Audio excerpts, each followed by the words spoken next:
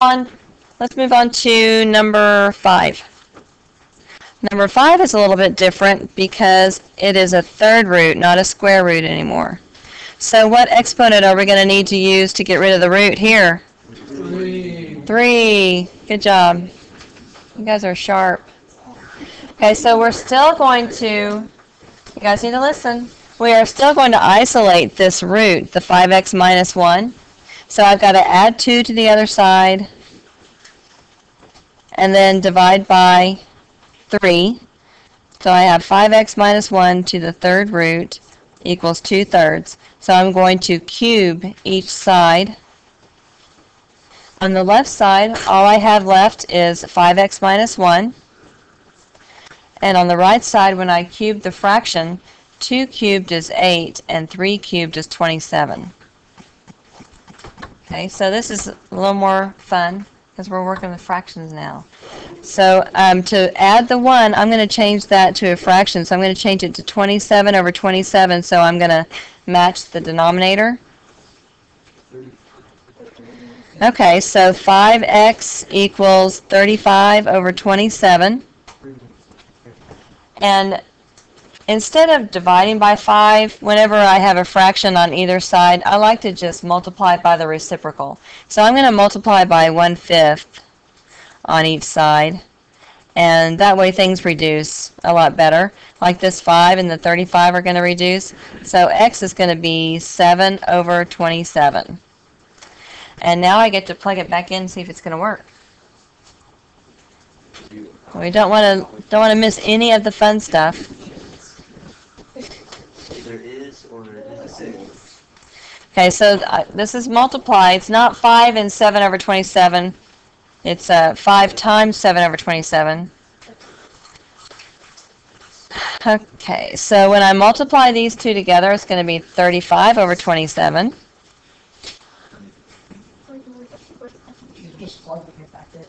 Yes, I'm just checking it to make sure it works. And I'm going to change this 1 to 27 over 27 so that I can have a common denominator. So 3 times 8 over 27 to the 1/3 minus 2 equals 0. And the 1/3 of 8, or I'm sorry, the 1/3 power of 8 over 27. I take the cube of each of those. It's going to be 2 over 3. So my 3's reduce. I have 2 minus 2. That does equal 0. It is a true story. This is a great answer, and I'm going to keep it. Any questions?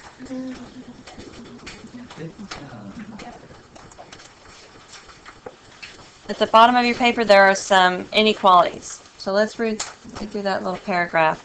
To solve radical inequalities, you must find the domain, the values for which the radical is defined. The radicand must be greater than or equal to 0. Then solve the inequality and find the intersection of the two sets. You may have to check several sections to find the solution. Okay, so number 7. The first thing you want to do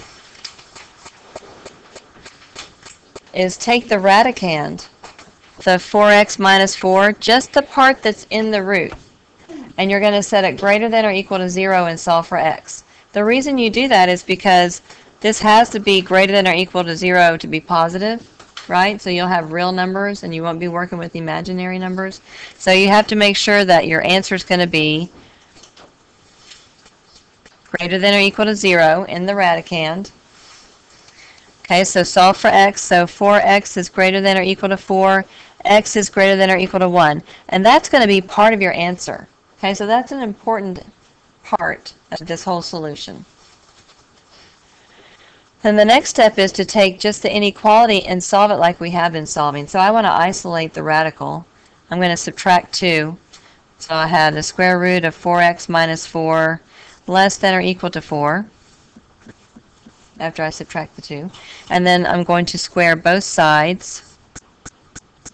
So I have 4x minus 4 less than or equal to 16. Okay, add 4 to the other side. 4x is less than or equal to 5. And 20. I already divided, didn't I? So then after I divide by 4, then I get that x is less than or equal to 5. And that's your other important answer, okay? So when you draw a number line, and you don't have to draw the number line, I just like to do it because I'm a very visual person, and it helps me understand stuff a lot better. So your answer is going to be greater than or equal to 1. So that's a colored in circle there, and it's going to go to the right. And less than or equal to 5. So I'm going to color that circle in, go to the left. So my solution should be in between those 2 points, you know, that area, that entire area.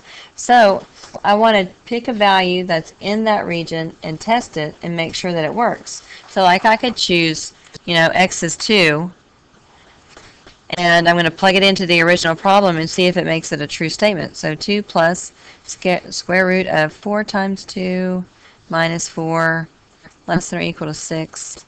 So 2 plus square root of 8 minus 4, which is 4, less than or equal to 6. So is 4 less than or equal to 6? Yes, it is. That's a true statement. So your answer is going to be 1 is less than or equal to x, less than or equal to 5. It's going to be that in-between solution. Okay?